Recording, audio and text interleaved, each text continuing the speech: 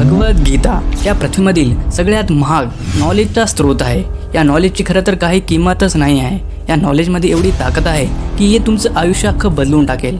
या ग्रंथाला एवढी इम्पॉर्टन्स असंच नाही दिली जाते, तर याच्या मागे खूप मोठं कारण आहे। या व्हिडिओला पूर्ण बघा, कारण गीतामध्ये असे लेसन्स आहेत जे जर तुम्ही जाणून घेतल्या तर तुम्हाला सक्सेसफुल होण्यापासून कोणी पण नाही रोखू शकत। भगवद्गीता ज्ञान, प्रतिभा आणि बुद्धिमत्तेनं भरून आहे, म्हणजे आज तुम्हाला खजान्याची चाबी भेटणार आहे। नंबर 7, आपल्या कामाला करत राहा बिना कोणत्या पण फळाची चिंता केल्याशिवाय। हे खूप पॉप्युलर कोट आहे। कर्म किए जा फल की चिंता ना कर।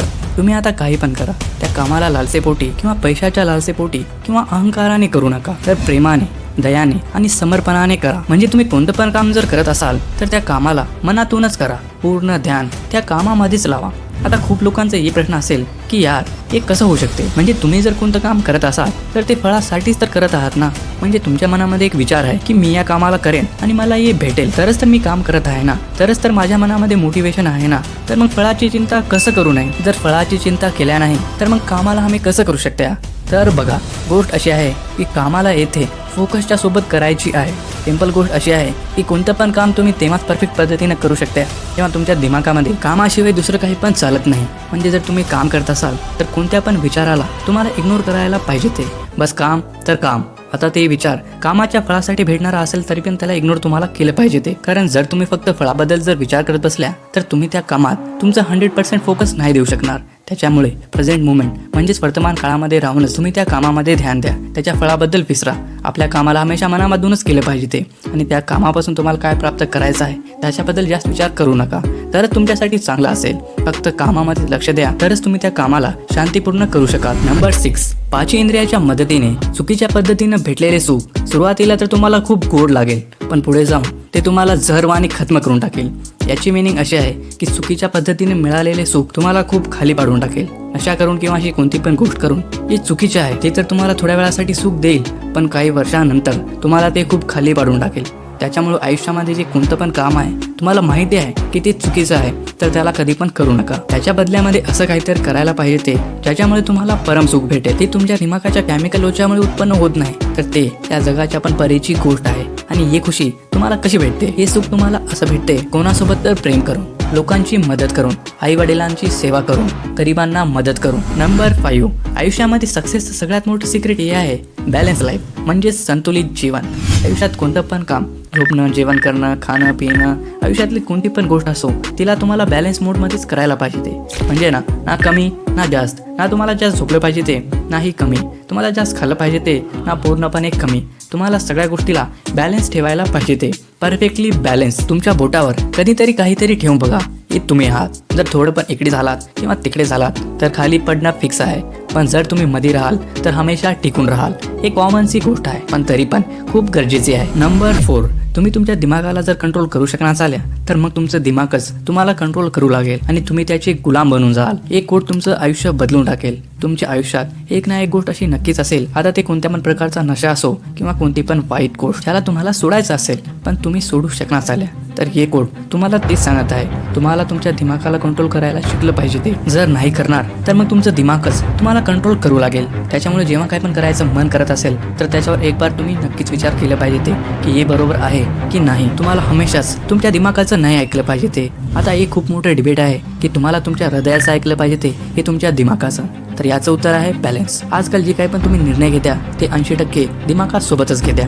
दिमागाच्या लालसे पोटेच। तर तुम्हाला दोघांना पण, दिमागाला पण दोघांना पण अर्धा प्रायोरिटी दिलं पाहिजे ते, म्हणजे तुमचं दिमाग तुमच्यावर हावी होणार नाही। याचं एक उदाहरण आहे, ऐका। समजा की तुम्ही एक खूप मोठी आणि इम्पॉर्टंट एक्झाम देत आहात, समोरच एक शिक्षक आहेत आणि ते संपूर्ण विद्यार्थ्यांवर निगराणी ठेवत आहेत, ते यामुळे कारण कोणी पण चीटिंग करू नये म्हणून। सोबतच एक CCTV कॅमेरा पण लावून आहे। तर एक्झाममध्ये तुम्हाला एका प्रश्नाचं उत्तर येत नाही आणि तुम्ही सगळ्या प्रश्नाची उत्तरे लिहून टाकल्या, पण एका प्रश्नाचंच उत्तर तुम्हाला आठवण येत नाही। जसं पण तुम्ही त्या एका प्रश्नाचे उत्तर लिहून टाकाल तसे तुमचे 90% पक्के, आणि तुम्हाला पूर्णपणे खात्री आहे मग तुमचा लालची दिमाग तुम्हाला म्हणेल की बेटा चीटिंग करून घे, फक्त एका प्रश्नाची तर गोष्ट आहे, मग तुझे 90% कन्फर्म. तर त्या टाइमला तुम्हाला हे माहिती नसेल की त्या CCTV कॅमेऱ्यानं कोणी बघत पण असेल की नाही. कारण तुम्हाला माहिती जर असेल की कोणी बघतच नाहीत, ते तर तिथे बसून चाय पितात, एवढ्या विद्यार्थ्यांमधून तुम्हाला कोणी पण बघेल याचे चान्सेस खूप कमी आहे. आणि हे जर गोष्ट तुम्हाला माहिती असेल तर या परिस्थितीमध्ये तुमच्याकडे फक्त 2च ऑप्शन्स आहेत. नंबर 1, त्या प्रश्नाला सोडून टाका, पण तुम्हाला ते गोल्डन 90% भेटू शकणार नाहीत, 80च भेटतील. नंबर 2, रिस्क घ्या आणि चीटिंग करा. जर सफल झाल्या तर 90% कन्फर्म. तर बघितलं, जर तुम्ही हृदयाने आणि दिमागाने जर विचार केल्या तर तुम्ही नंबर 1लाच निवडणार. कारण हृदय म्हणेल की 90% सोड्या, जर फसून गेल्या तर हे एक्झामच कॅन्सल करून टाकतील हे लोक. ही भीती तुमच्या हृदयामध्ये निर्माण होते, त्याच्यामुळे तुम्ही नंबर 1लाच निवडल्या. पण जर तुम्ही अशा प्रकारचे व्यक्ती आहात जे प्रत्येक काम 80% आपल्या दिमागानेच करतो, तर तुम्ही नंबर 2ला निवडणार. दिमाग फक्त लालचवालेच गोष्टी दाखवतो, तर ऑप्शन 1च बेटर आहे. कारण जर तुम्ही फसून गेल्या तर तुमच्या एवढ्या वर्षाची मेहनत बर्बाद होऊन जाईल. त्याच्यामुळे हृदयाचं आणि दिमागाचं अर्ध यूज केलं पाहिजे ते. कारण कोणते पण निर्णय घेण्याच्या आधी दिमागाला जर जास्त प्रायोरिटी दिल्या आणि हृदयाकडे जर नजरअंदाज केल्या तर तुम्हाला हे खूप महाग पडेल. थोडं करून पेशन्सच्या सोबत आणि प्रॅक्टिसच्या सोबत तुम्ही तुमच्या दिमागाला कंट्रोल करू शकाल. नंबर 3, या जगामध्ये तो माणूस कधीच खुश होऊ शकत नाही जो प्रत्येक गोष्टीवर शंका करतो आणि नकारात्मक विचार करतो. या जगाला तुम्ही जसं बघत्या, हे जग तुम्हाला तसं दिसते. प्रत्येकाचं दिमाग एक चष्म्यावानी आहे, ज्याला लावून ते या जगाला बघतात.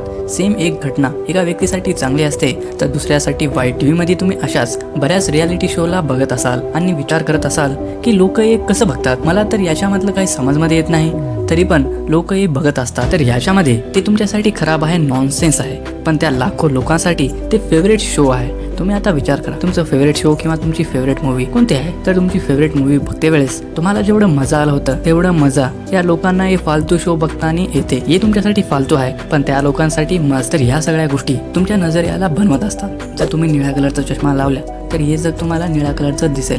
जर तुम्ही लाल कलरचा चष्मा लावला तर ऑब्विसली तुम्हाला हे जग पूर्ण लाल कलरचं दिसेल.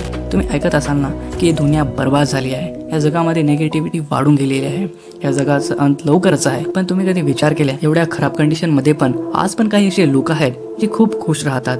ते याच्यामुळे कारण ते या जगाला वेगळ्या नजरेने बघतात. या जगाला बघायचा नजरिया तुम्हाला बदलावे लागेल. कारण हे जग जसं आहे ते तसंच राहणार आहे. हे जग नाही बदलणार, पण तुम्ही नक्कीच तुमच्या नजरियाला बदलू शकता. त्याच्यामुळे जर तुम्हाला खुश राहायचं असेल तर तुम्हाला आधी नजरिया बदलावं लागेल आणि प्रत्येक गोष्टीला एका सकारात्मक चष्म्याने बघा आणि नकारात्मक गोष्टीला लात मारून टाका. कारण त्यानंच तुमचं आयुष्य बर्बाद करत आहे, तुमच्या आयुष्यातली खुशी काढून घेत आहे. नंबर 2, या जगामध्ये जो घमंड करतो ना तो कधी पण खुश राहू शकत नाही.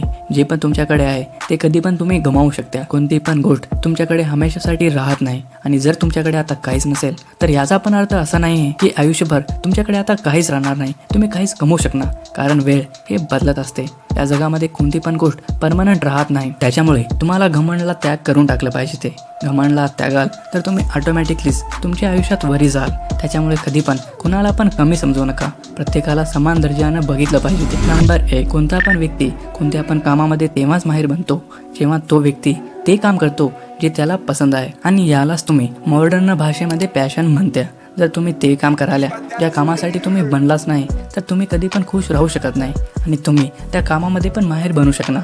तुम्हाला वाटेल यार मी हे काय करत आहे, तुम्हाला एका रोबोटवानी फील होईल. त्याच्यामुळे आयुष्यामध्ये असा करिअर निवडा ज्याच्यामध्ये तुम्हाला इंटरेस्ट आहे, जे करायला तुम्हाला मजा येते. लोक जे म्हणतात त्यांना म्हणू द्या, तुम्ही फक्त तुमच्या पॅशनला फॉलो करा. तुम्हाला हे व्हिडिओ कसं वाटलं नक्कीच खाली कमेंट करून सांगा आणि आपल्या चॅनलला पण नक्की सबस्क्राईब करा. तर मग भेटूया पुढच्या व्हिडिओमध्ये. Thank you so much for watching this video.